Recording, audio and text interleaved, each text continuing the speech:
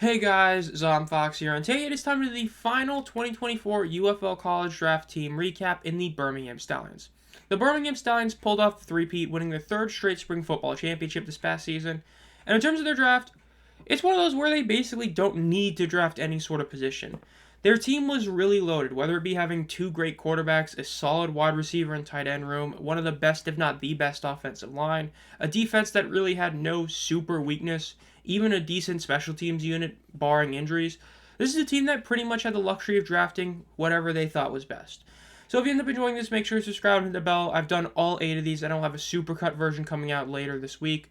So without further ado, let's get started with the first round pick and the 8th overall pick in Frank Crum, tackle out of Wyoming. Now, Crum was a first team and third team All Mountain West player. He went from third team to first team in his second to last and last year at Wyoming, and he is currently on the Broncos. Big tackle, 6'7" guy. When you look at him, all that you really have to say is that this is, the start of a good selection for the Stallions. Look, the Stallions know that offensive line is a position that you always have to keep refilling on. You have to keep drafting guys who might come to you next year, might come to you in like 3 years. You never know with these college drafts where it's about rights and not exactly the player actually playing for you. So you have to hope they come to the league, but essentially, if you can draft as many as you can, you'll never have a terrible offensive line. The Stallions understand that. This is a really smart selection for the first round. Got a really solid tackle early, good selection. Now, their second pick was Lorenzo Thompson, another tackle. He is currently on the Browns. He was, a third-team All-American from Phil Steele. He was an All-Conference or All-CAA first team and third team in his second to last and last year there. And again, it's a solid selection. You just double-dipped at tackle. Why? You don't know for sure if one of these guys is going to play for you this next season or even in 2 years. You draft two of them, there's a better shot that one of them comes to the team in the next couple of years. They both can help you out really well on that offensive line. Continue making your strength a strength. Smart decision. It's a great draft pick. Now, their third pick was Amani Bailey.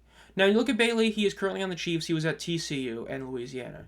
Now, in Louisiana, he put up, one season where he had 642 yards on the ground, 150 through the air. But it was his last season at TCU where he, really, broke out.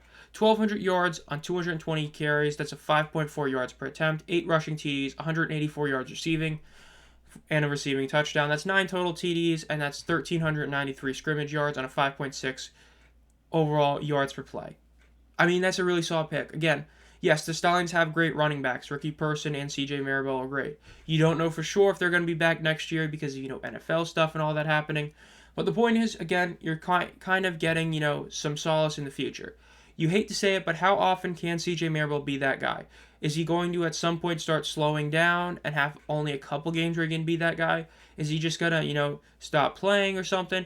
You never know for sure. So getting somebody that can be a potential replacement if he doesn't make it in the NFL is a smart decision. Again, Bailey put up some good numbers his last year at TCU in the Big 12. So I actually like this pick a lot. Really solid one. Now, their fourth round pick was Isaiah Williams, one of the very first receivers taken, one of the first two. He played his whole career at Illinois, currently on the Detroit Lions. His last year, he was a first team All Big Ten, but the important thing to note about him is that this is somebody who can actually play pretty much anything you really need him to. In a sense that this is somebody who was a QB the first couple years at Illinois. Now, he didn't have a ton of time out there, but again, he threw the ball 63 times, not for good numbers, but, 393 yards, only threw 2 interceptions to 4 TDs, but a 41 completion percentage is horrific. But the point is, he can be a quarterback. Now, since he was a quarterback, he did have some experience running the ball. He had almost 400 yards rushing that second year as a quarterback.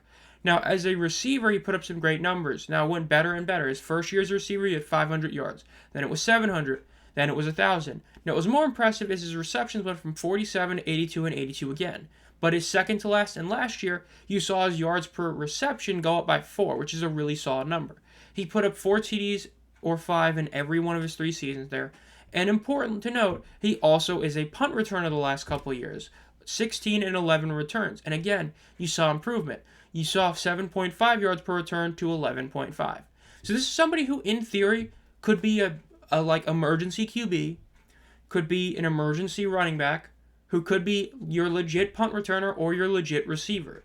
That's a big thing. And of course, the Lions probably see that as well, hence why he's currently a UDFA on the team. But if he comes to the Stallions, this is one of those guys who can make some huge impact plays for Birmingham and do a lot of stuff, including trick plays, Really good selection. Now, their next selection was Dallin Holker, tight end out of Colorado State. This is where we see one of the couple of big selections by the Stallions. They don't need a tight end, but if they get him, that's big. His last year, he was a second-team All-American, first-team All-Mountain West, and he was at Colorado State and put up some damn good numbers. 760 yards receiving as a tight end in college is big. 6 TDs, 64 receptions, incredible numbers. Especially since at BYU, he wasn't putting up the same insane numbers. But his last year at Colorado State, he really went to be, that guy. And this is somebody who kind of feels like was one of those selections where he kind of hurt a couple other teams. This is a player I wouldn't have been shocked to see the Brahmas or Panthers select. And the fact that they took him, the Stallions, that's huge. This is somebody who, if he does come to the league, can be a really solid player for them. This is a great selection. You don't need him, but if you do get him, it's just upgrading an already good position. Smart pick. Now, their 6th-round pick was Trajan Jeffcoat, defensive end, out of Arkansas. Now, when you look at him, he was a first-team All-SEC back in 2020, where he had 6 sacks, 23 total tackles in 8 games.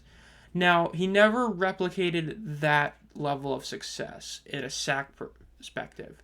Even in a tackle perspective, while he had 34 the next year, he played in 5 more games, so it's not really like it was that impressive.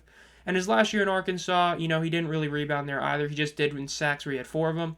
But again, this is somebody who is currently on the Saints, who does have a higher likelihood than a lot of the other guys we talked about on actually, making it to the Stallions at some point. So all in all, I think this is a solid selection.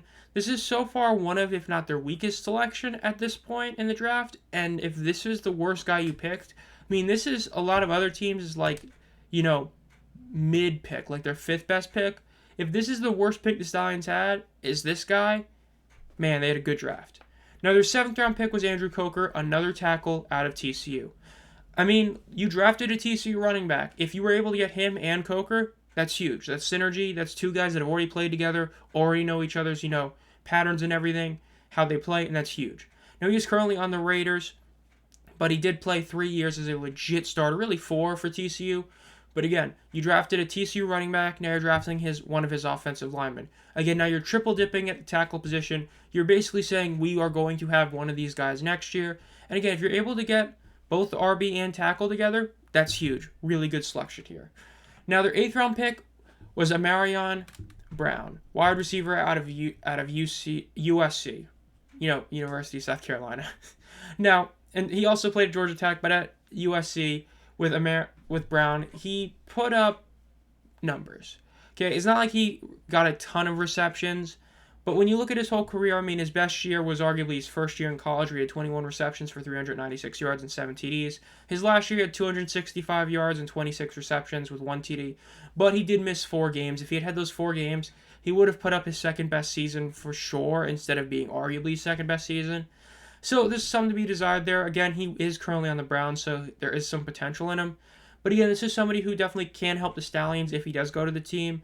He can be one of those, backup receivers or, one of those like 3rd or 4th options. Not a bad pick. Not a super good one, but not a bad pick. Again, this is a pick that if other teams had made it, we'd be talking about it in a much better light. So again, just shows how important this draft is. Really not for the Stallions in some sense. So yeah. Now their 2nd to last pick is Sam Hartman. This is the pick where when I saw this, I was like, wow, that's good. Sam Hartman feels like one of those that a lot of teams probably didn't draft for the sole reason that they don't expect him to actually play for them. Yes, he was a UDFA, but he's one of those guys that very much can be that guy that will always stick around. He is up there in like so many Wake Forest record books, hell, even FBS record books, he's up there in like the top 20 in so many stats. He had 15,600 yards passing in his career. Yes, he was basically a starter every year in college since 2018, minus 2019, where he only played a couple games. He was a 2nd-team All-ACC in 2021, and then 2022 he was 3rd team. But again, his numbers, it's not like he was throwing for insane completion percentage, but a 64 as his best, or 63.5 is still really good. And he was putting up good TD interception ratio, 134 to 49. He also had 1,000 career rushing yards pretty much and 20 rushing TDs. So he had a season where he put up, 50 TDs totals, 39 through the air, 11 on the ground. This is somebody who very well could go to the Stallions in, let's say, 4 years if he's not in the NFL. and then be their future quarterback in like 4 years. This is the exact type of pick the Stallions need to make. This is getting somebody who, if he never comes to you, does not matter. You're still fine without getting somebody else here. But if he does go to the team in a few years, oh my God. It's like when the Breakers, drafted like Tyler Scott, I believe, I remember correctly, in the 2023 college draft. You knew he was getting drafted in the NFL in like the first 4 rounds. But it's that potential of if he doesn't stay in the NFL, you're getting a super speed demon to play for you. It's very similar to that regard for the Stallions here with Hartman. This is somebody who could be a legit QB1 for a UFL team and be one of the best QBs there. I mean, there were a lot of games in Wake Forest where he was pretty much carrying that team. The Demon Deacons did not have that good a defense for some of those years. So I think this is one of the best picks of the entire draft for that reason, across any team. Now, their last pick was Ethan Driscoll, another tackle. He is currently on the Chiefs, played 47 games in college. Not much to say, but again, a solid selection. This is their 4th tackle they drafted this draft. The odds of at least one of these guys playing for the team next year are insanely high. The odds 2 of them do are pretty high. That's why you do this. You make sure you can shore up an offensive line, which is the hardest position in spring football to actually have a good group in. Incredible. Now, their draft grade is an A+. I cannot be mad at really anything. Their 2 worst picks were picks that other teams would be dying for, in a sense. Yes, you can argue they didn't need to draft 4 offensive linemen. I would actually argue that that's what they should do. See, when you're a team that's elite, you do things that other people question, but are what you're supposed to do. You're supposed to invest heavily in the offensive line in this draft. You're supposed to take a risk or 2 in players who might not ever play for you, but if they do. You're supposed to get guys who are just the best player available. That's what it felt like. It felt like the Stallions at certain points in the draft said, you know what? Let's just get the best player available. Getting a great tight end. Getting a quarterback that's just a college football, and you could argue a college football legend despite really never winning anything, like never making it to a playoff or anything. The point is, this was a great draft. There's really nothing I can be that upset about. I mean, the only thing you could argue is like, maybe instead of getting a receiver at one point, you get like, I don't know, a corner or something. But even then, it's like the team was just loaded. So I really don't think so. I think the Stallions looked at this draft, said, you know what, we really don't have a weakness. Let's just shore up an area that could become a weakness in the offensive line. Let's get some guys that could help us out in the future. All in all, again, incredible draft, A+. So that'll do it. This has been Zom Fox. If you enjoyed this video, make sure to subscribe and hit the bell. Again, I will have the supercut version with all 8 of these videos together coming out probably like in the next couple days. So be on the lookout for that. Think about becoming a channel member for 99 cents a month to get exclusive video every month as well as a bunch of other benefits. And as always, guys, have a great night.